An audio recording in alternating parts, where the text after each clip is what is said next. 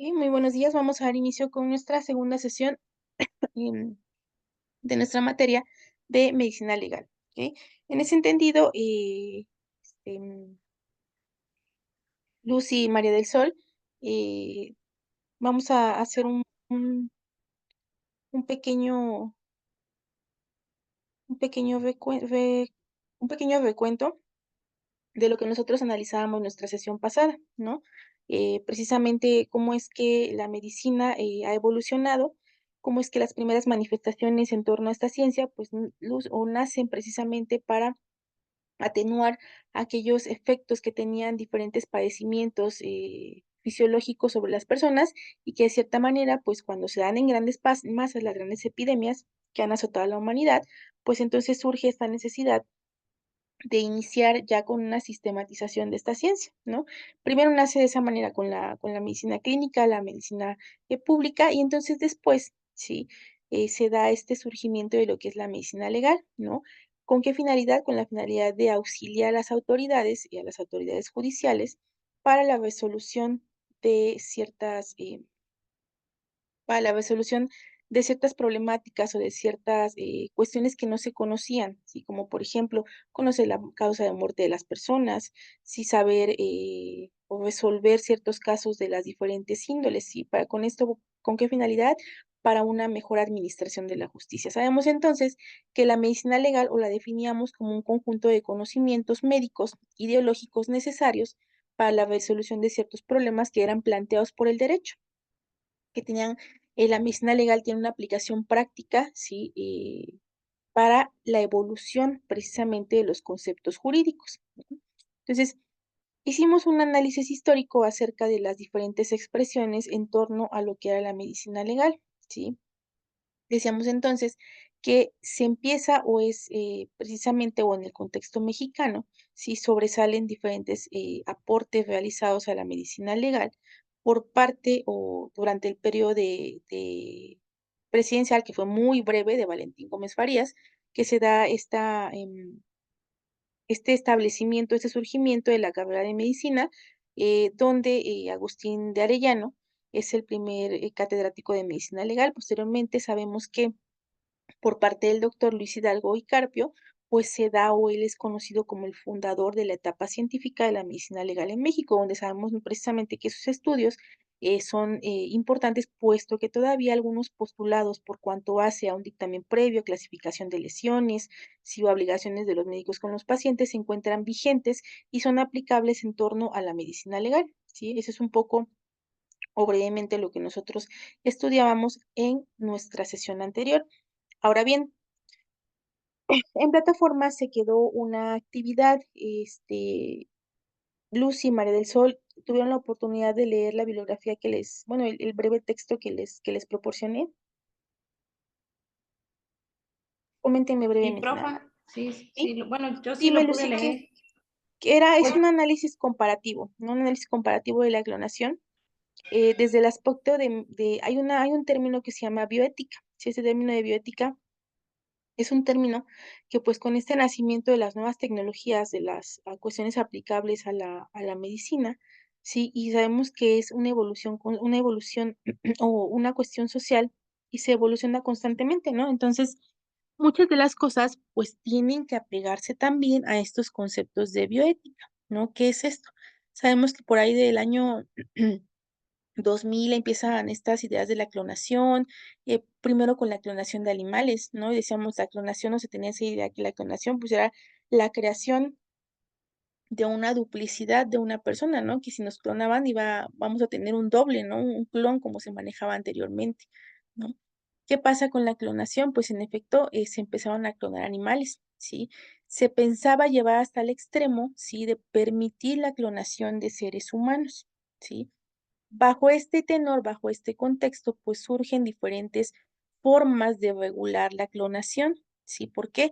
Al ser precisamente un hecho que parte de fenómenos médicos, ¿sí? Surge la necesidad entonces de que se marquen las pautas sobre las cuales se va a regular la práctica de la clonación. Y precisamente pues es la temática o la tesitura bajo la cual se organiza ese breve documento que ustedes leyeron.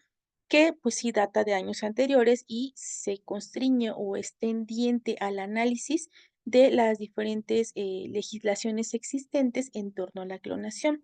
Lucy, disculpa que te interrumpí. Dime, cuéntame, ¿qué es un poco brevemente de la lectura que tú realizaste? Un poco de tu trabajo.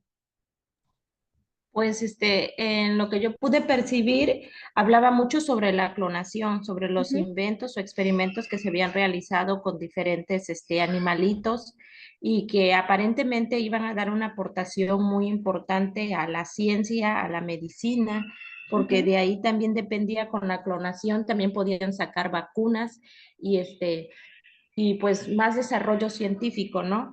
Pero ujú, también descubrieron los científicos que también había mucha malformación, tenían otras enfermedades y les afectaban y en la reproducción también.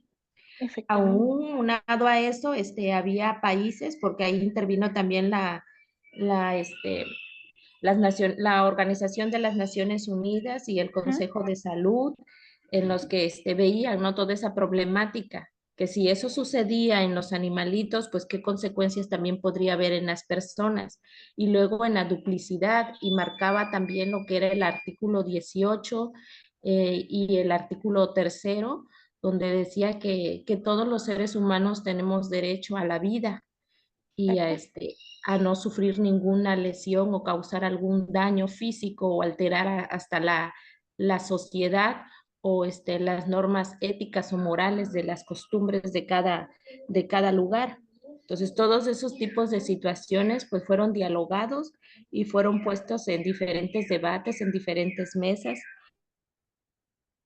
sobresalir España, Estados Unidos, los Japón, los que tenían más conocimiento científico, pues ellos sí querían que se hiciera la clonación en humanos. Solamente hubo una aceptación en lo que fue la reproducción humana para las personas que eran infértiles. Ahí ujú, sí se podían utilizar algunos métodos, pero siempre y cuando no afectando la vida y la integridad de las personas y que fuera el consentimiento de ellos, aceptando que podían tener tanto consecuencias positivas como negativas. Bueno, efectivamente. en breve eso fue lo que yo entendí. Sí, sí, exactamente. Precisamente ese artículo, o bueno, ese trabajo es, tendiente a toda esta legislación, esta comparativa que se da entre los diferen entre el contexto internacional referente a temas de clonación. Sí, nuevamente, desde el punto de vista de la bioética. ¿Y qué tiene que ver la medicina legal en todo esto? Nuevamente, quiero puntualizar en esta parte que la medicina legal no es únicamente o no únicamente se va a constreñir o la vamos a limitar a lo que tenemos la idea que es, la medicina legista o lo que hace un médico legista, que es la disección de cadáveres. La medicina legal va más allá, sí, precisamente hoy vamos a ampliar un poco más de ello, ¿no? Entonces, la medicina legal va más allá, ¿y a qué hago alusión con esto? Como lo pudieron interpretar del texto que se encontró o que fue para trabajo, pues, efectivamente, parte de una evolución que hay desde el punto de vista de la medicina, marca la pauta para que el aspecto legal, ¿sí? O la normativa jurídica, entonces tenga, en primer momento, injerencia sobre esa nueva evolución de la medicina y número 2 llegar hasta tal punto que el aspecto legislativo tiene que sufrir modificaciones. ¿Por qué? Porque ahora hay nuevas situaciones que se tienen que regular o bajo la tesitura del derecho tienen que estarse actuando, ¿no?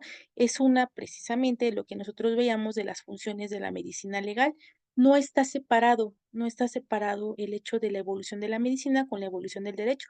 Al contrario, van ligadas, van de la mano, ¿no? Y lo podemos ver desde este punto de la clonación, de diferentes, prácticas médicas, ¿no? Que sabemos que la medicina o estas prácticas, pues, van evolucionando cada vez más al tener más tecnología, al tener más, postulados, más conocimiento, pues, se van dando nuevas prácticas, y estas prácticas necesitan tener una forma de regulación, como en este caso, pues, lo podemos ver la clonación, ¿no? Efectivamente, puede tener diferentes beneficios, ¿por qué? Porque decíamos, pues, se pueden clonar animales, ¿no? Y estos animales van a servir para la práctica o para probar en ellos, pues, diferentes, vacunas, diferentes, medicinas, tratamientos que van a traer beneficio para la humanidad. ¿no? Pero, ¿qué pasa con la clonación de humanos? ¿No? Pues va a haber ahí tal vez un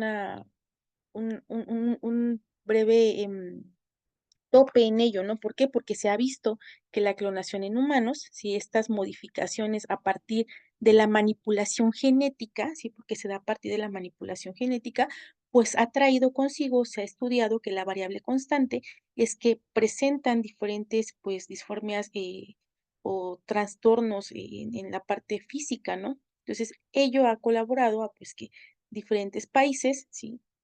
Se limiten a estar legislando o a regular la práctica de ciertos, modelos o ciertos ensayos clínicos que se tienen, ¿no? Entonces, desde ese punto, pues, podemos analizar o pudimos analizar lo que es esta regulación desde el punto de vista, internacional.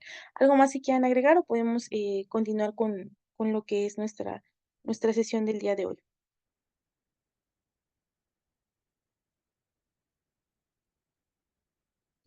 ¿Sí pueden ver mi pantalla? Confírmeme, Lucy María Sí, del sí Sol. se ve, ¿Sí? sí se Muy ve. bien. Muchísimas gracias. Entonces, continuando con esta parte de lo que es la medicina legal y forense, nuevamente volvemos a puntualizar y es la parte que yo quiero que ustedes se queden.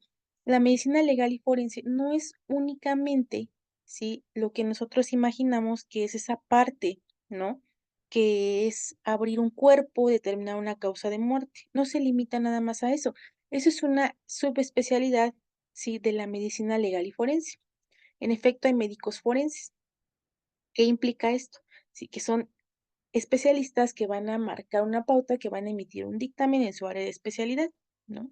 Pero más allá y analizando un poco este concepto de medicina legal y forense, nosotros podemos definirlo y vamos a encontrar diferentes subespecialidades de la medicina legal y forense que nuevamente nos van a servir, nos van a ayudar para marcar la pauta de solución de diferentes, ya sea conflictos, lagunas o simplemente para la impartición correcta de la justicia, ¿sí?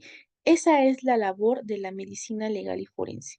Pero para que la medicina legal y forense cumpla con estas expectativas o estos objetivos que se le tienen planteados, pues necesita tener, sí, necesita tener sus propias ramas de la medicina que tienen diferentes especialidades, ¿sí?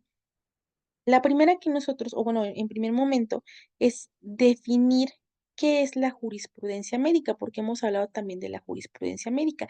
Y aquí viene esta diferencia de diferenciación, ¿sí?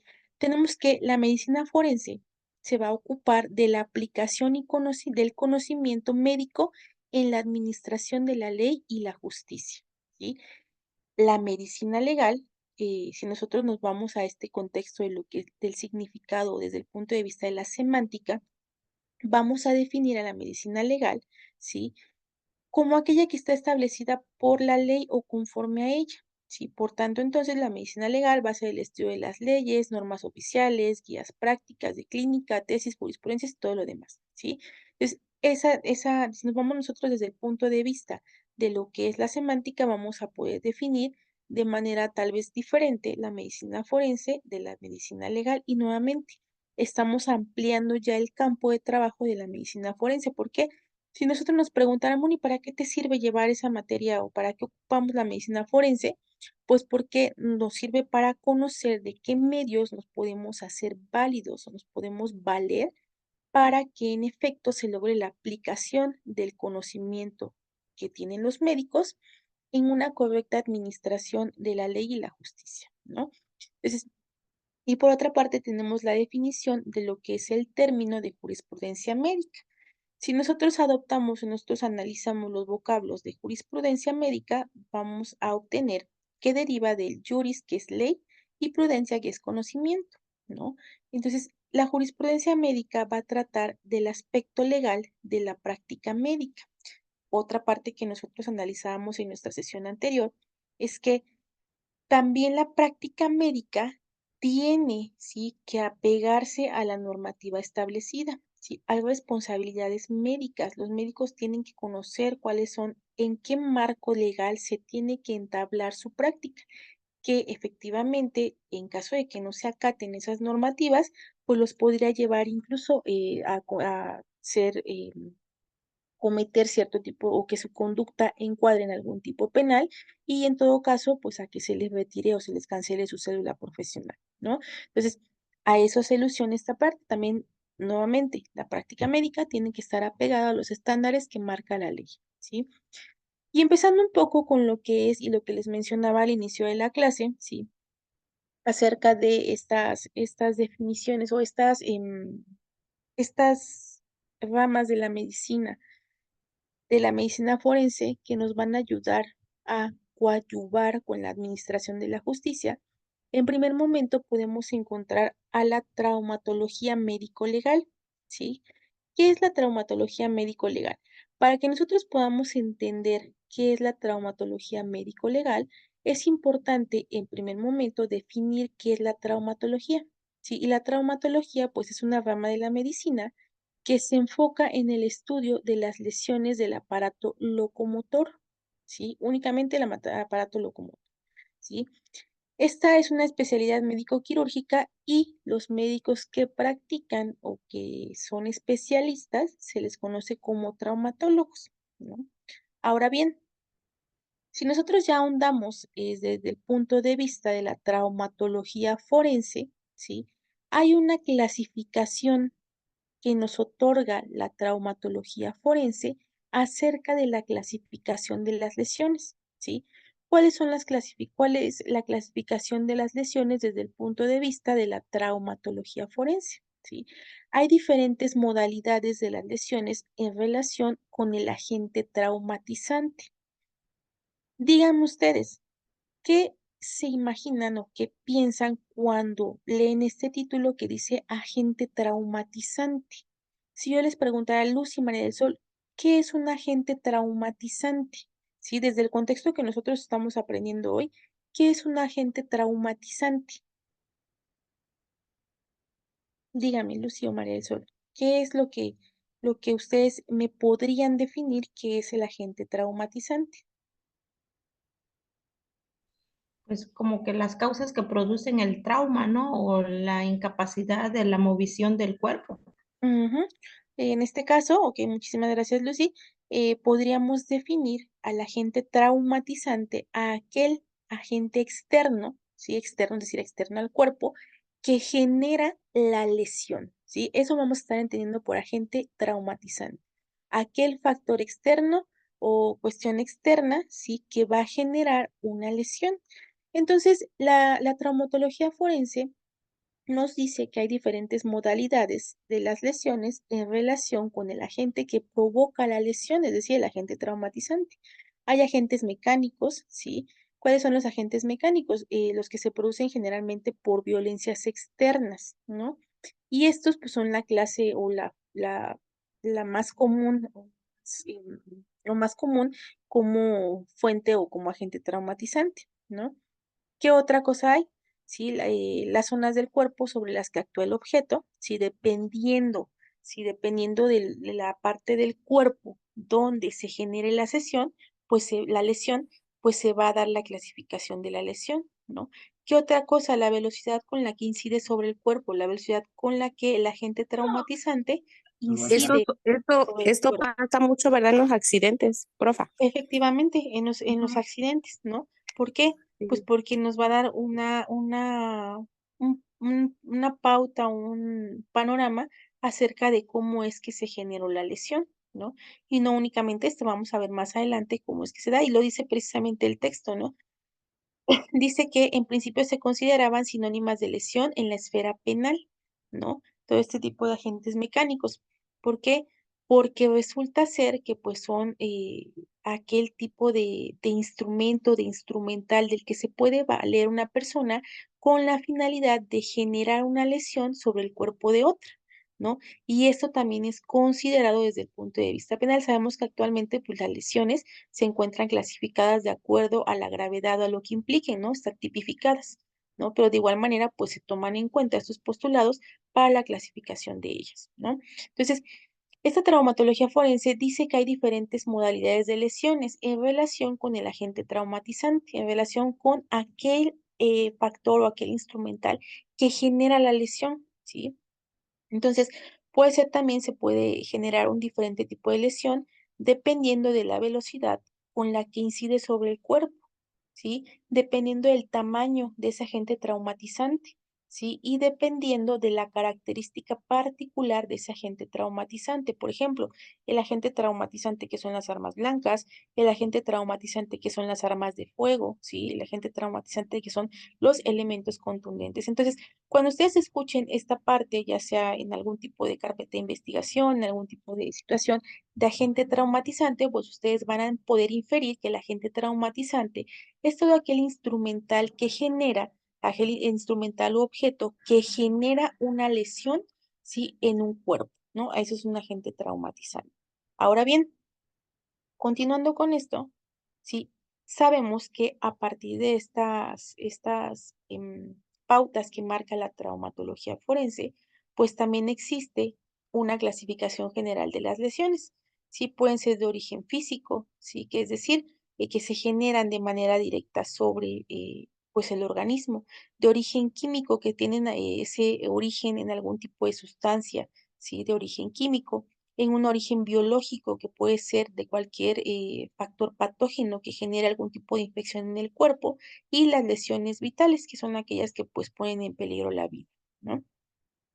Siguiendo con esto o con esta parte de las lesiones de la traumatología médico-legal, Luz y María del Sol, ¿alguna duda que tengan, algo más o alguna información que ustedes quieran ampliar referente a este tema?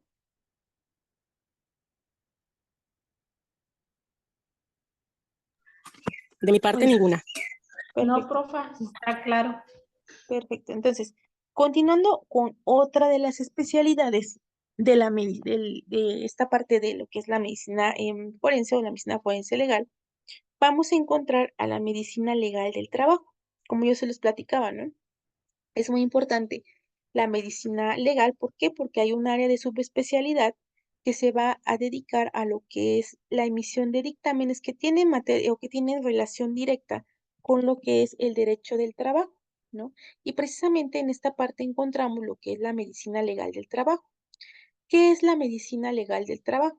La medicina legal del trabajo es esta rama de la medicina que va a estudiar el proceso salud-enfermedad, pero de los trabajadores, es decir, de aquellas personas que se encuentran sujetos a una relación de subordinación por motivo de un servicio que se encuentra prestado, es decir, la relación obrero-patronal que sabemos que se encuentra regulada por la Ley Federal del Trabajo y las demás leyes en materia de seguridad social que existan de acuerdo a la forma de regulación, ya sea 127 apartado A o 127 apartado B, ¿sí? Entonces, ese es el contexto legal. Ahora bien, esta medicina legal del trabajo, pues va a ser esta rama de la medicina que va a estudiar precisamente este proceso salud-enfermedad de los trabajadores únicamente. Es aplicada a los trabajadores. ¿Por qué? Porque tiene relación con su trabajo y su entorno, ¿sí? Esto con la finalidad de proporcionar atención integral e integrada. Ujú. ¿Cuál es el objetivo? ¿Cuáles son los objetivos de la medicina legal del trabajo?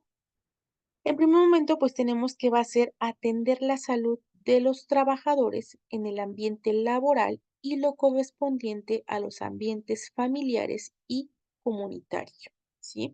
Segundo momento, y tal vez un poco más llevado a la práctica, es prevenir los riesgos a los que están expuestos los trabajadores en sus actividades laborales.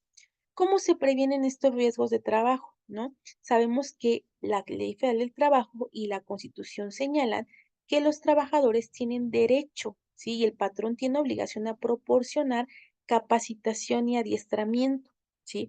Precisamente esta capacitación y adiestramiento tienen la finalidad de prevenir los riesgos a los cuales se enfrentan los trabajadores, ¿no? Porque pues imagínense que de un momento a otro en una compañía, por ejemplo, minera, pues contraten a una persona y que no tenga ni capacitación ni adiestramiento para el manejo de cierta maquinaria. Estaríamos hablando que a esa persona se le está induciendo, se le está poniendo vulnerable ante un riesgo inminente de trabajo que pudo haber sido prevenido con capacitación y adiestramiento, que sabemos que es un derecho con el que cuenta. ¿M? Otro objetivo de la medicina legal del trabajo es limitar y reparar los daños a la salud de los trabajadores. ¿Sí? ¿Con qué? Con los recursos, con los avances científicos, tecnológicos y legales que se encuentren disponibles, ¿no? Ahora bien, Si nosotros definimos a la medicina del trabajo, la medicina legal del trabajo, ¿sí? La medicina del trabajo es una especialidad que se encarga o se ocupa de la evaluación de la salud de los trabajadores, ¿sí? Vinculado o vinculándolo con las condiciones y los procesos de trabajo a la salud, ¿no? ¿Cómo lo vemos en la práctica? Esto es únicamente en un sentido enunciativo más no limitativo. Un claro ejemplo de esta medicina legal del trabajo, si lo vemos en el esquema que tiene la Procuraduría Federal de la Defensa del Trabajo, lo que es la Profedet, que nosotros, como ya lo hemos analizado, sabemos que la Profedet es una de las autoridades del trabajo que se encuentran contemplados en la Ley Federal del Trabajo, ¿no? La Profedet tiene un área de medicina legal, ¿sí? Esta área de medicina legal es un grupo de médicos especialistas que tienen obviamente pues, la especialidad de medicina del trabajo, ¿no? Y estos médicos no basta con que digan que tienen una especialidad de medicina del trabajo, no, sino que aparte deben tener un registro, ¿sí? Que esté expedido por la Junta Federal de Conciliación y Arbitraje, ¿no?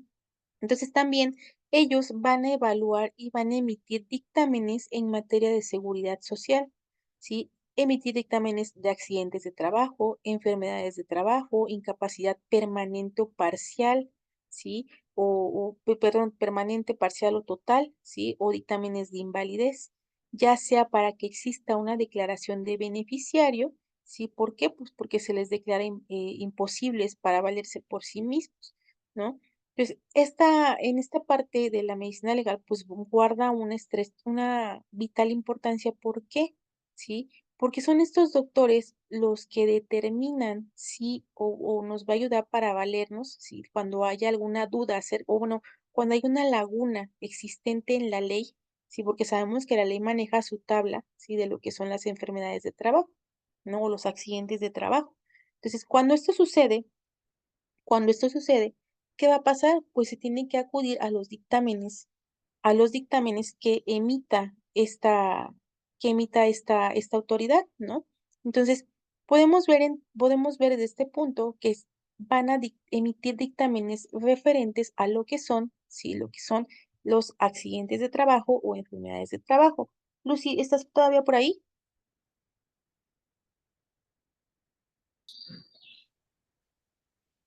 ¿Sí? Lucy, ¿sí? Ah, ok, perfecto.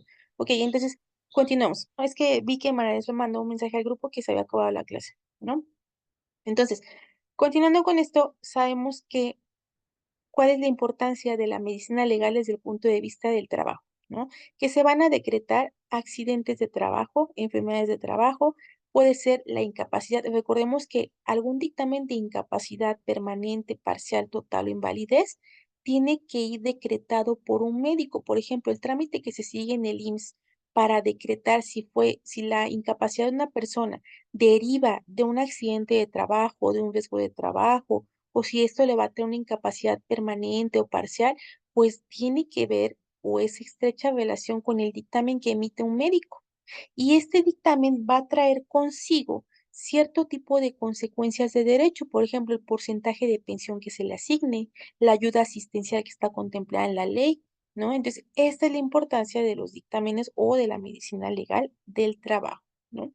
Ahora bien, lo que mencionaba, las valoraciones emitidas se van a dividir en riesgos de trabajo, sí, que son los que va a abarcar los accidentes en trayecto de la casa al trabajo o del trabajo al domicilio, ¿sí? También en la empresa o en una comisión, o también existen lo que son las enfermedades profesionales derivadas de las actividades propias de las empresas, ¿no? Entonces, eso también lo podemos ver desde el punto de vista de la medicina legal del trabajo. ¿Qué pasa cuando se trata de incapacidades? Cuando hay incapacidades se debe valorar el grado de incapacidad. ¿Sí? Esto conforme a lo estipulado en los artículos 513 y 514 de la Ley Federal del Trabajo, ¿no? ¿Para qué? Para determinar el porcentaje, ¿sí? El porcentaje de pensión que le va a corresponder a cada usuario, dependiendo de la disminución del órgano funcional. Por ejemplo, si hay personas que muestren o que denoten algo, que tengan algún tipo de daño, por ejemplo, ¿sí? Por ejemplo, en algún tipo de órgano, pudiera ser los ojos o el ojo, ¿no? Y sabemos que la vista, pues, es de crucial, eh, uso para el desempeño de algún trabajo y sobre todo para el desempeño de algún tipo de trabajo, ¿no? Entonces, dependiendo el grado de afectación que marque o que se señale en este órgano, pues va a ser el grado, ¿sí? De, en primer momento, de incapacidad que se extienda y en segundo, de la pensión que le sea otorgada. ¿Y quién va a determinar el grado de daño que sufre un órgano? Pues precisamente un médico, ¿no? Ahora bien, otro de los temas que va a atender la medicina legal, ¿sí? Son los asuntos que tienen relación con los créditos del Infonavit. Y entonces nos preguntaremos, ¿y qué tiene que ver la medicina legal con el Infonavit? Pues en efecto guarda una estrecha relación. ¿Por qué? Porque en el caso de que algún trabajador tuviera alguna duda, una deuda con el Infonavit, la Profedet tiene un convenio a través del cual, a partir del diagnóstico médico, se van a determinar estados de invalidez del trabajador y con ese dictamen el Infonavit va a iniciar un procedimiento para liberar de su deuda a ese trabajador, ¿sí? Entonces, aquí va relacionado todo esto, ¿por qué? Porque a partir de un dictamen médico, a partir de esta área de medicina legal con la que cuenta la Profedet, ¿sí? Y si es que hay un trabajador que se encuentre adscrito a los servicios o que tenga precisamente la seguridad social, ¿sí? Se puede iniciar a partir de estos dictámenes emitidos un procedimiento para liberar de su deuda a ese trabajador. Entonces, en estos ejemplos prácticos nosotros podemos ver cómo es que la medicina legal, en este caso la medicina legal del trabajo, pues tiene vital importancia en el desarrollo de este tipo de procedimientos que son de materia laboral y en materia de seguridad social. ¿Estamos de acuerdo, Lucy? Sí, profa, que tienen que estar unados porque pues si el accidente es muy, pues lo deja en incapacidad, ya sea para trabajar o le impide realizar con sus actividades, pues no podrá. Pero para esto, pues necesitamos determinar que en efecto la persona pues, tiene una incapacidad, ya sea permanente o el grado de afectación. ¿Y quién lo va a determinar? Pues precisamente un dictamen médico, ¿sí? Ok. Pues continuando con eso un poco, siguiente, esta es una siguiente área de especialidad de la medicina forense legal, ¿no? Lo que es la tanatología, ¿no? Entonces ya terminando nuestra medicina legal, ahora pasamos a lo que es la tanatología forense, ¿sí? La medicina legal tanatológica es uno de los principales o de los contenidos principales de la medicina legal. Ahora sí, vamos a estudiar un poco más porque al principio cuando iniciamos la materia, pues se tenía esa idea, ¿no? De que la medicina legal o la medicina forense pues era únicamente la apertura y la disección de cadáveres, ¿no? Pero pues no es así, ya hemos visto que tiene diferentes especialidades que todas van a auxiliar a las cuestiones legales. En esta parte, pues tenemos a la tanatología. La medicina legal tanatológica es uno de los contenidos principales o el más común que nosotros hemos conocido acerca de la medicina legal, ¿no? ¿Por qué? Porque de acuerdo o si nosotros atendemos a las diferentes clasificaciones o a los diferentes textos que emite Hisban Kalawik, ¿sí? Están referenciados, que es uno de los principales exponentes de la tanatología forense, van referenciados precisamente a el estudio de un cadáver y de sus fenómenos evolutivos, así como a las técnicas que son más adecuadas para ello, ¿no? Entonces, la tanatología, ¿sí? O este término procede del griego thanatos, que si nosotros lo traducimos al español es muerte y logos, es decir, el tratado o el estudio de la muerte, ¿no? Pero nosotros vamos a enfocarnos desde el punto de vista de la medicina legal a realizar el estudio de la tanatología, porque sabemos que hay otra vertiente que es la tanatología, sí, desde el punto de vista de la psicología, y es la encargada pues de llevar a cabo todos los procesos de duelo, de aceptación, de la pérdida o de la muerte, ¿sí? Nosotros vamos a enfocarnos a lo que es la medicina legal tanatológica, ¿sí? Entonces, tenemos el preámbulo que tanatología, si nos vamos a su origen etimológico, es el tratado o el estudio de la muerte, ¿no? Y entonces vamos a obtener que es la ciencia que abarca la suma de los conocimientos relativos a la muerte. Y entonces, si ya somos un poco más específicos, la tanatología forense es parte de la medicina legal, ¿sí?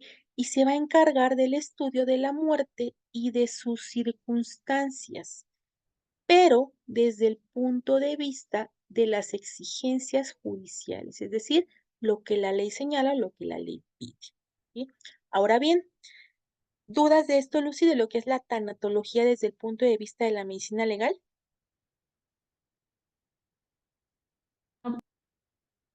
¿No? ¿Todo Se claro? entendió, sí se entendió Ok, la muy bien. anatología. Sí. Entonces, eso es la tanatología. Ahora bien, de acuerdo a la tanatología forense, hay ciertos parámetros para determinar la muerte de una persona, ¿no? Es decir, para hacer ese estudio de qué fue lo que originó la muerte de la persona, ¿no? O bueno, para saber el tiempo que una persona o que esa persona perdió la vida o ciertas cosas, ¿no? Ahora bien, según la tanatología forense, hay parámetros para determinar la muerte de una persona. Número uno, pérdida de la conciencia, pérdida de la respiración, pérdida de latidos cardíacos, la nula respuesta a estímulos externos, ausencia de reflejos pupilares, es decir, estos reflejos que se pueden apreciar en la pupila de los ojos, la ausencia de reflejos osteotendinosos, que son aquellos reflejos involuntarios que se generan en los músculos, como por ejemplo cuando vamos con el doctor, nos pega en la rodilla y automáticamente nuestro pie se levanta, ¿no? Eso indica o hay determinación cuando ya no hay reflejos ni pupilares ni osteotendinosos, si se genera entonces o se entiende que la persona o se determina ya la muerte, ¿no? Ahora bien, también desde el punto de vista de la tanatología forense, sí, hay diferentes clasificaciones acerca de la muerte, ¿no? O cómo lo está dictaminando. Hay una muerte aparente, ¿no? Que esta se presume cuando hay pérdida del conocimiento y todas las funciones disminuidas. Sí, es aparente, ¿por qué? Porque aún o a este punto no se lleva a cabo una comprobación, simplemente es por la apreciación de que hay pérdida del conocimiento, hay desvanecimiento y hay funciones disminuidas, ¿no? Entonces se presume que hay una muerte aparente. Otra clasificación es la muerte súbita, ¿no? Aquella que se presenta en una persona aparentemente normal. Por ejemplo, cuando las personas fallecen instantáneamente de un paro cardíaco. Es una muerte súbita, ¿sí? Se presenta en una persona que ni está internada, que ni tiene ninguna lesión, que no tiene ninguna cuestión, algún agente traumatológico externo, que no fue víctima de ningún delito, simplemente de manera súbita se da la pérdida de la vida. Es una muerte que presenta una persona que se encuentra en un estado aparentemente normal, ¿no? Hay otra clasificación que es la muerte esperada, ¿sí? ¿Cuál es la muerte esperada? Es aquella que sufren o aquella que podemos apreciar en aquellas personas que tienen una enfermedad en fase terminal, ¿no? Por ejemplo, aquellas personas que padecen algún tipo de cáncer, que ya se han intentado muchos tratamientos, que los propios médicos dictaminan que ya únicamente están en espera, ¿sí? O que únicamente puede ser que esté con cuidados paliativos, es decir, tratando de o suministrándole medicamentos para el dolor. ¿Por qué? Pues porque ya no hay alguna otra esperanza médica que indique que pueda recuperar el estado de salud, ¿no? Y esta muerte esperada, pues se incluye en esta clasificación.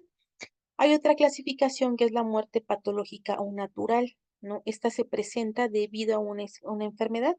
Esta muerte patológica o natural la pudimos nosotros, o un ejemplo que podemos citar es en este periodo de pandemia, por ejemplo, aquellas personas que murieron víctimas de COVID, ¿no?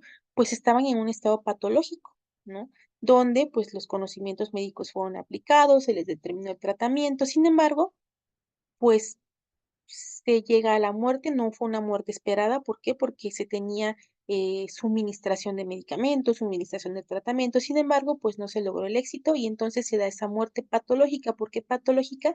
Recordemos que los agentes patológicos son aquellos que generan pues un daño en el cuerpo, pero que tienen una sintomatología o que son derivados de algún virus o bacteria, ¿no? Entonces, esta muerte patológica o natural se presenta debido a una enfermedad. Y otra clasificación de la muerte que nos da o que genera la tanatología forense es la muerte violenta. Esta muerte violenta se da o la podemos nosotros apreciar cuando la causa de muerte tiene una causa traumática. ¿Sí? Por ejemplo, pues los homicidios. ¿No? Estas son las clasificaciones de la muerte o de este proceso que nos otorga la tanatología forense. Ahora bien, la tanatología forense también nos explica que hay fenómenos físicos que ayudan a determinar el tiempo de muerte. Y ojo con esto, la tanatología forense nos dice, hay fenómenos físicos y químicos que son apreciables en el cuerpo o en el cadáver y que nos van a ayudar a determinar el tiempo de muerte, es decir, cuál es el tiempo que lleva un cadáver o cuál es el tiempo que lleva o que se determinó la causa de muerte. ¿No? El primer fenómeno físico que ayuda a determinar el tiempo de muerte es el enfriamiento. ¿Por qué? El enfriamiento es un fenómeno espontáneo, ¿sí? Que ocurre aproximadamente de 0.08 a 1 grado centígrado por hora, ¿sí? ¿Qué nos marca esta medición? Que aproximadamente la disminución de la temperatura corporal de un cuerpo o a partir de que se pierde la vida, se da en este parámetro, va disminuyendo de 0.8 a 1 grado centígrado por hora, ¿no? Una temperatura de un cuerpo normal oscila entre los 33, 32 grados centígrados, ¿no? De una persona pues eh, en estado normal, ¿no? Entre eso oscila nuestra temperatura. Pero ¿qué pasa? Cuando se da o cuando ya hay una muerte, la temperatura en el cadáver, ¿sí? Porque ya no vamos a llamar cuerpo, es cadáver, empieza a disminuir, ¿sí? De 0.8 a 1 grado centígrado por hora, ¿sí? Dentro de las primeras 12 horas. Posterior a las 12 horas, ¿sí? Se da una, un detrimento en ese bajón de temperatura, porque ahora después de las 12 horas va a empezar a disminuir de 0.3 a 0.5 grados Celsius por hora, ¿sí? En las horas posteriores. Entonces, esto en la mayoría de las veces va a depender de agentes aceleradores, como son la escasa vestimenta, la época del año, la humedad, si es que hubo algún tipo de hemorragia previo a la muerte, ¿sí? O también hay agentes retardadores del enfriamiento, ¿sí? Como puede ser, ¿sí? Probablemente si la persona antes de morir padecía fiebre, ¿sí? O si el cadáver se encuentra encobijado, ¿no? Pero el enfriamiento es un fenómeno físico que ayuda a determinar el tiempo de muerte, ¿no? Es decir, a qué hora se dio la pérdida de la vida, ¿no? Hay otro fenómeno físico que ayuda a determinar el tiempo de muerte, ¿sí? Es la lividez cadavérica. ¿Qué es la lividez cadavérica? ¿Sí? Son manchas hipostáticas, es decir, que tienen que ver con o que podemos apreciar en la piel y que derivan de lo que es la circulación. Estas manchas hipostáticas se dan en los órganos de color rojo vivo. Estas marcas como la que nosotros podemos apreciar ahí en la imagen que tenemos y la podemos ver cómo es que todo ese órgano se encuentra de un color rojo vino, ¿no? Y únicamente se pone blanco al momento de presionar.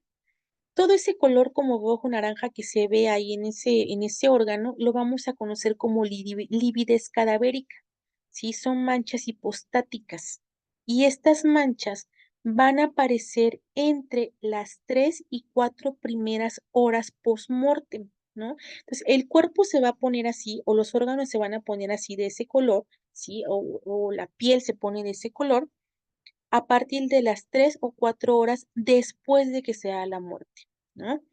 Y se va localizado, lo vamos a poder apreciar con mayor lucidez en las partes más declives del cuerpo, ¿sí? Las partes más expuestas. ¿Cuál es la importancia de determinar la lividez cadavérica? ¿Sí? Porque radica precisamente en la imposición inicial que toma el cadáver. Esto puede ser que no se logre apreciar en todos los cadáveres. ¿Por qué? Porque si hubo una hemorragia externa, ¿sí? Va a variar la coloración por intoxicación o por monóxido de carbono, ¿sí? Pero esto regularmente se alcanza a ver en todos los cadáveres, ¿no? Otro fenómeno físico, ¿sí? Que ayuda a determinar el tiempo de muerte es la deshidratación. ¿Por qué?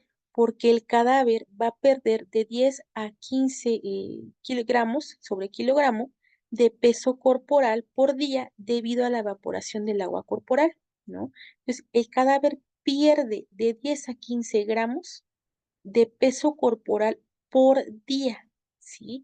¿A qué se debe esto? Pues a que el cuerpo, recordemos que el cuerpo está compuesto de agua, ¿sí? Y entonces, una vez, sí, que se pierde la vida, se estará perdiendo o se estará llevando a cabo la deshidratación y entonces se da la pérdida de peso, ¿sí? ¿Estamos de acuerdo con eso, Lucy?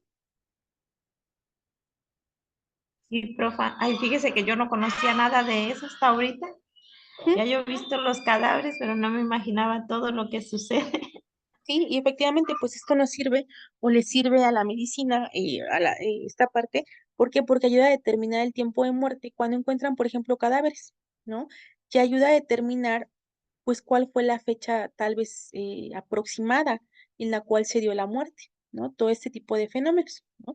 Por otra parte, tenemos, decíamos, hablábamos de los fenómenos físicos, también hay fenómenos químicos, ¿no? Que nos aporta la tanatología forense. Dentro de los fenómenos químicos que nos van a ayudar a determinar el tiempo de muerte, vamos a encontrar la rigidez cadavérica, ¿no? Lo que conocemos como vigor mortis, ¿no? Esta parte o esta situación donde el cadáver se empieza a poner rígido, ¿no? Se empieza a poner así duro, ¿no? Esta rigidez mortis o este rigor mortis se inicia a las 3 horas, ¿sí? De que se dio la muerte y va a alcanzar su punto máximo, es decir, esta rigidez del cuerpo entre las 12 y 15 horas, ¿sí? Entonces, esta rigidez cadavérica de igual manera va a servir para que se determine la hora o la fecha probable de muerte, ¿no? Sin embargo, hay factores externos que pueden tal vez transgiversar esta información, porque, por ejemplo, el clima frío, ¿no? Pues el clima frío acelera la rigidez cadavérica. ¿Qué otro factor químico? La adiposira. ¿Qué es la adiposira? ¿Sí? Esta adiposira es la transformación jabonosa de la grasa subcutánea del cadáver, ¿no? Es decir, se empieza a formar como una especie de capa jabonosa en todo lo que anteriormente era grasa subcutánea, sí, ya en un cadáver. Pero esa transformación de lo que es la grasa subcutánea a esta especie de, de materia jabonosa se da ya en un periodo pues más elevado, ¿no? Por ejemplo, esto aparece a los 6 meses post-mortem, es decir, después de la muerte, y se completa o se termina ya de apreciar de manera muy visible a los 18 o 20 meses, ¿no? Entonces, este fenómeno químico se sirve o su estudio sirve, saber interpretarlo, saber llevarlo a la práctica para determinar cuál fue la fecha en la cual una persona pues perdió la vida, ¿sí? ¿Estás de acuerdo con esto, Lucy? ¿Alguna duda, alguna pregunta, algún comentario que quieras agregar antes de continuar con nuestra siguiente No, profa, laminilla? puede ¿No? continuar. Ok, entonces esto es por cuanto hace a la tanatología forense, ¿no? ¿Qué otra rama vamos a encontrar de la medicina legal? La asfixiología, ¿no? La asfixiología, de igual manera, es una rama de la medicina legal que estudia las asfixias, ¿no? ¿Y qué es una asfixia? Una asfixia va a ser el colapso general que se produce como consecuencia de la falta de oxígeno en los glóbulos rojos, ¿sí? Y esta falta de oxígeno en los glóbulos rojos es producto de la supresión de la función ventilatoria, ¿sí? En otras palabras, vamos a entender a la asfixiología como esta rama de la medicina que estudia las asfixias. ¿Y qué es la asfixia? Pues es cuando cuando hay supresión de la función ventilatoria, motivo por el cual el oxígeno no llega a los glóbulos rojos y esto impide las demás funciones que el cuerpo tiene que realizar, ¿no? Entonces, definiendo o ampliando ese término de la asfixia, vamos a entender por asfixia a todo cuadro caracterizado por una detención de la función respiratoria, ¿no? Esto viene a verificarse por alteraciones producidas a diversos niveles de su dinámica, ¿no? Entonces, la asfixia va a detener o va a provocar un déficit de oxígeno, ¿no? Entonces, este déficit de oxígeno va a derivar en lo que es la anoxia. La anoxia es falta o casi total de oxígeno en los tejidos, ¿no? Entonces, se tiene en cuenta o teniendo en cuenta el mecanismo íntimo por el cual se produce esta deficiencia hística, es decir, esta deficiencia de oxígeno, ¿sí? Se puede obtener una clasificación de este tipo de anoxias. Sí, las anoxias son las faltas de oxígeno en los tejidos. ¿Cuáles son los tipos de anoxia? Los podemos dividir en 4 tipos. Y aquí lo vemos. Primer momento tenemos en nuestro cuadro naranja, otra vez puntualizando acerca de la definición de una anoxia. ¿Qué es la anoxia? Cuando nosotros escuchamos este término ya vamos a saber que la anoxia es una falta de oxígeno, ¿no? Hay una anoxia anóxica, ¿no? Esta se produce como consecuencia de la falta de ingreso de oxígeno a las vías respiratorias, ¿no? Esto debido a un bajo tenor del mismo en el aire que estamos respirando, es decir, por motivos ambientales o ya sea por alteraciones ventilaranos, ¿sí? O ya sea que haya una neumopatía, es decir, una enfermedad neumológica, es decir, que afecte directamente a los pulmones, ¿sí? O al neumotórax, ¿sí? O por impedimentos mecánicos extrínsecos, y por algún factor externo que nos impida, ¿sí? Que ingrese oxígeno a las vías respiratorias. Hay una anoxia anémica. Esta anoxia anémica está generada por una disminución de la hemoglobina, ¿sí? Es decir, hay una pérdida o déficit de producción o por ocupación funcional de la misma. Cuando se da, o esto se va a dar precisamente cuando hay intoxicaciones por monóxido de carbono, ¿no? Siguiente, hay una anoxia circulatoria, o lo que también conocemos como estasis, ya que hay un déficit de oxígeno, ¿sí? Y en este caso lo vamos a encontrar vinculado con el enlentecimiento circulatorio.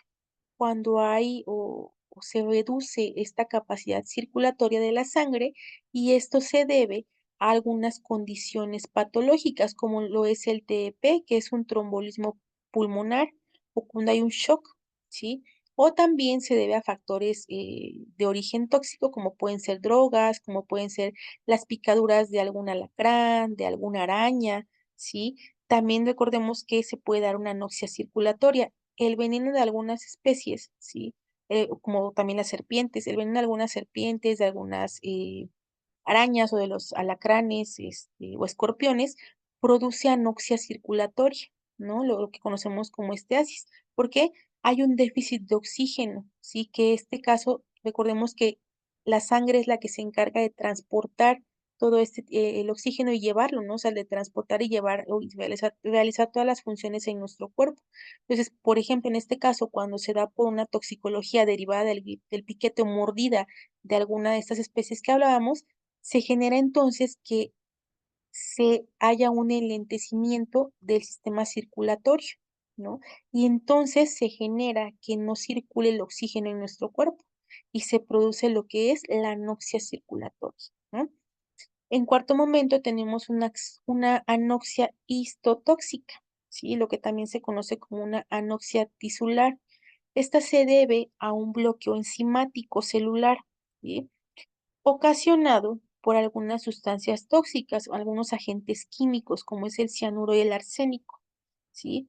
Y en este caso, o lo que lo vamos a considerar, ¿sí? Cuando el médico detecta o determina en su dictamen que hay una anoxia histotóxica, entonces debe intervenir, ¿sí? O se da estudio, se da inicio a la apertura de un caso médico legal. ¿Por qué? Porque se trata de un envenenamiento, ¿no?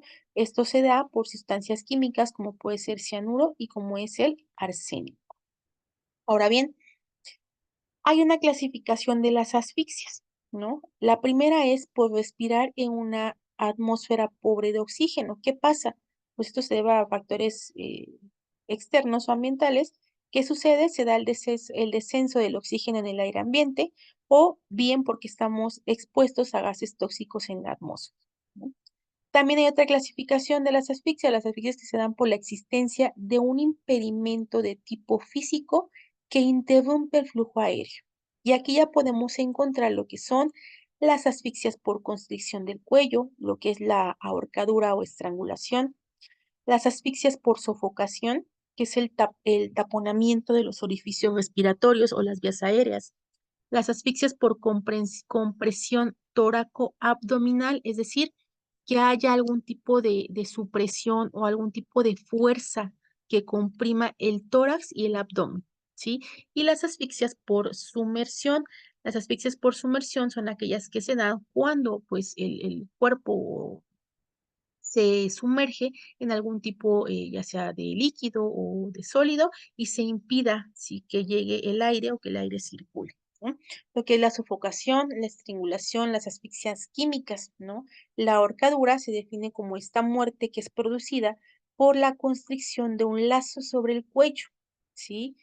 Entonces, tradicionalmente o en esta cuestión en el cual la tracción es decir, esta es cuando se estira este tipo de cuerda, se ejerce por la presión que el cuerpo, por el peso del cuerpo cuando se libera, ¿no?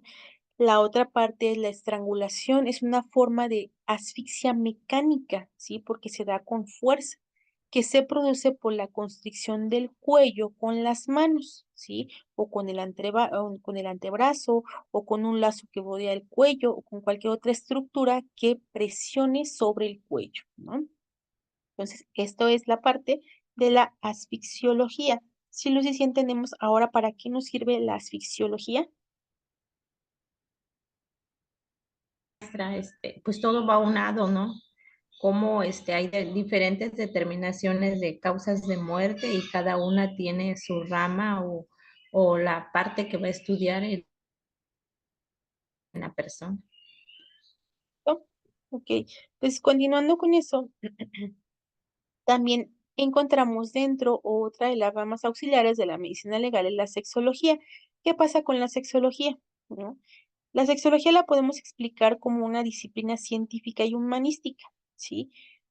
Desde el punto de vista de la medicina forense se va a encargar de estudiar algunos problemas relativos al sexo, a la sexualidad, en sus dimensiones biopsicosociales, es decir, biológicas, sociales, biológicas, psicológicas y sociales, así como las culturales, ¿sí? En sus aspectos normales, disfuncionales y patológicos, ¿no? Con los aportes de diversas, o se va a llegar de algunas otras ciencias, y es decir, va a ser interdisciplinario para reunir este carácter, ¿no? Ahora bien, ¿para qué sirve o qué hace la sexología forense? La sexología forense se va a encargar del estudio de las conductas sexuales que van en contra de las normas establecidas en una sociedad, ¿sí?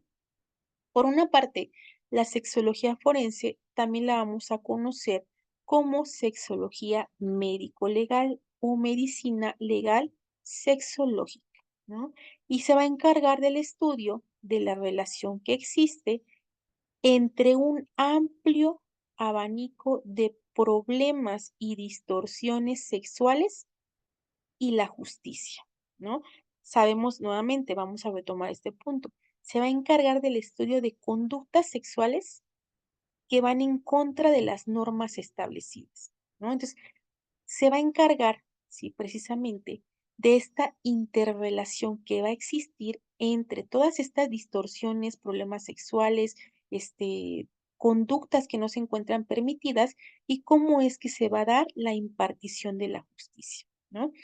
Siendo un poco más específicos, va a comprender la relación de problemáticas de distinta índole, como son desviaciones, perversiones sexuales, ¿no? El embarazo, el parto, el aborto, el infanticidio, los delitos sexuales, la investigación de la paternidad, todo esto relacionado con el marco normativo del que se trate. ¿Sí? ¿Estamos de acuerdo, Lucy?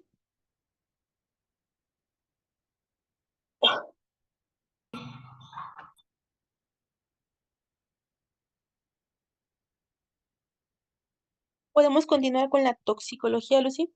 Sí, profe, adelante. ¿Qué es la toxicología? ¿no? La toxicología es una ciencia que va a estudiar los efectos adversos que los agentes físicos y químicos pueden producir en el hombre y los animales, ¿sí? La toxicología o el término toxicología deriva del latín toxicum, que quiere decir veneno, y del griego toxic, que significa flecha envenenada, ¿no? Esto haciendo alusión a la práctica que data desde épocas anteriores, que se untaban o se ungían las flechas con sustancias nocivas, como por ejemplo el veneno de ciertas especies, por ejemplo los sapos, que tenían efectos mortales sobre las personas a las cuales les eran lanzadas, ¿no? De ahí deriva esta etimología. Ahora bien, ¿qué es la toxicología forense? Esta toxicología forense es una especialidad que aplica la toxicología a casos en los que esos efectos adversos tienen consecuencias médico-legales, ¿no? La toxicología forense es de igual manera muy antigua. ¿Por qué? Lo estudiábamos en nuestra primera sesión y anteriormente pues se acostumbraba o se llevaba esa práctica de envenenar a las personas con sustancias que se presentaban o que se ponían en sus alimentos, ¿no? Entonces, data la toxicología tal vez desde aquella época antigua. ¿Por qué? Porque desde aquella época antigua, pues sabíamos que se diseccionaban los cuerpos porque no había alguna otra forma de hacer este estudio.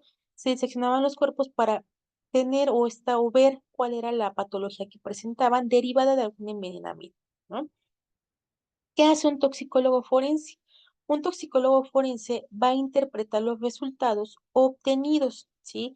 De manera que puedan ser ocupados por el médico forense y a su vez por los operadores de justicia, ya sea para concluir sobre una causa de muerte o para explicar algún tipo de conducta. La toxicología forense, pues hoy tiene gran importancia dentro de estas ciencias. ¿Por qué? Porque posee sus propios principios, sus propias normativas que puede definir, ¿no? ¿Cuál ha sido la evolución de la toxicología forense? Esa toxicología forense se asoció desde su nacimiento con el estudio de la muerte por envenenamiento, ¿no? Como ya lo hemos mencionado. Posterior a esto, ¿sí? Otras circunstancias denotaron la necesidad de que hubiera una valoración de las alteraciones fisiológicas que producen las sustancias una vez que ingresan al organismo, ya sea de manera ingerida, inyectadas o untadas en la piel, ¿sí? O de alguna otra manera, ¿sí? Y la forma en la que estas sustancias tienen incidencia sobre hechos delictivos, ¿sí? O sobre diferentes tipos de muerte, ¿no? Por ejemplo, podemos señalar cuando la ingesta de alcohol influye en un hecho de tránsito. Sabemos que en un hecho de tránsito, cuando una persona se encuentra bajo los influjos de alcohol, pues es un agravante, ¿no? ¿Quién determina que hubo influjo de alcohol? Pues un examen toxicológico que precisamente lo va a interpretar un toxicólogo forense, ¿no? Y obviamente, pues esta agravante va, en caso de que haya algún tipo de delito que perseguir, pues va a generar que la persona se haga acreedor a una pena mayor, ¿no? ¿Qué otro ejemplo podemos señalar? Cuando bajo el efecto de una droga o un error en la prescripción médica lleva a efectos lesivos para la salud de un paciente, ¿no? Entonces, o por ejemplo, cuando los deportistas ocupan algún tipo de droga para tener ventajas en una competencia, ¿no? Eso es lo que va, o unos ejemplos de cómo ocupamos la toxicología. Ahora bien, de esta parte vamos a encontrar la toxicología post-mortem. ¿Para qué se ocupa la toxicología post-mortem? ¿Sí? La toxicología post-mortem se aplica para determinar sustancias de interés toxicológico en las muestras extraídas del cadáver, ¿no? ¿Para qué es esto?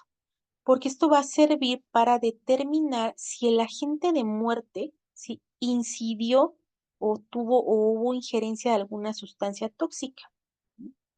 Hay otra rama que es la toxicología conductual. Esa toxicología conductual se va a aplicar a la identificación y la determinación cuantitativa, es decir, qué cantidad de drogas alteraron la conducta de un individuo, ¿sí? Aquí no hay una cuestión post-mortem, aquí lo estamos hablando desde el plano de la toxicología conductual cuando se lleva a cabo un análisis para determinar qué tipo de droga y en qué cantidad se suministró a un cuerpo para que provocara la alteración de la conducta. Y de esta manera se indujo a comportamientos agresivos. ¿Sí? O bien para determinar incapacitantes de las funciones físicas y mentales, sí que van a actuar como disociativos, alterando una percepción de la realidad, ¿sí? También ahí se interviene la toxicología conductual.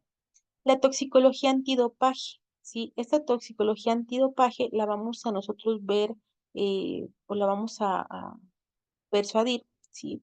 Porque se dedica a la investigación del consumo de drogas y otro tipo de sustancias que modifican el desempeño de un individuo en el deporte, ¿sí?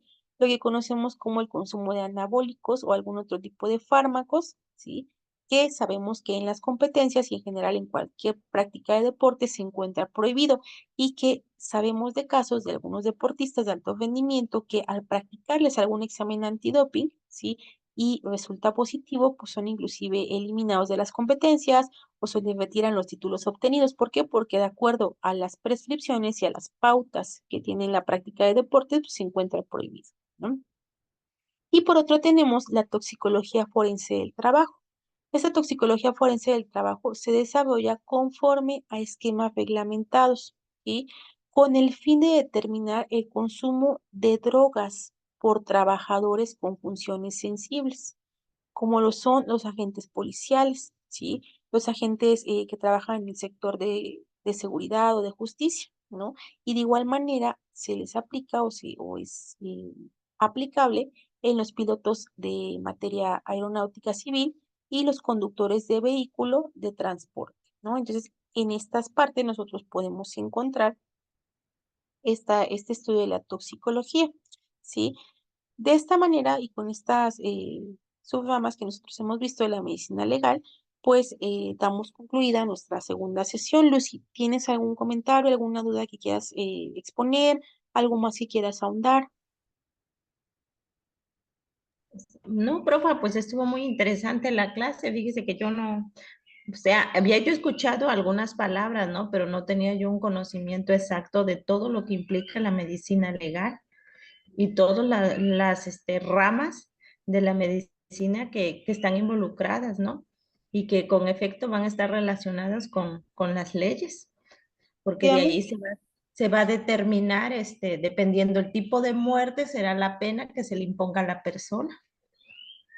es, ¿no? El tipo de lesión o el tipo o para la medicina legal del trabajo, ¿no? Entonces, todo esto como ya lo podemos ver, es de o de vital importancia en algunas resoluciones o la impartición de justicia, ¿sí? Entonces, esa es la importancia que radica en la importancia o al menos tener el bosquejo de cuáles son las formas de las cuales nos podemos allegar, ya sea como abogados o como impartidores de justicia, para que en determinado momento de requerirlo, pues podamos tener el conocimiento de cuáles son los factores o medios de prueba de los cuales nos podemos servir, ¿sí?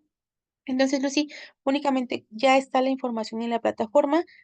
No hay actividad para este fin de semana, únicamente que las laminillas que presentamos hoy, por favor, lleven a cabo una lectura, puesto que la siguiente semana, sí, brevemente vamos a hacer una pequeña actividad de alguna retroalimentación de esto. Entonces, lo único que les pido es que por favor, lean sus laminillas y las comprendan. Cualquier duda que tengan, pues me la hagan saber, pero la siguiente semana, pues iniciamos con una breve actividad referente a esto. ¿Ok, Lucy? Entonces, no habiendo otra cosa que concretar, Lucy, te agradezco mucho tu asistencia y nos vemos el siguiente sábado, Lucy. Muchísimas gracias. Igualmente, profa, que tenga excelente fin de Gracias, semana. Lucy. Saludos igualmente.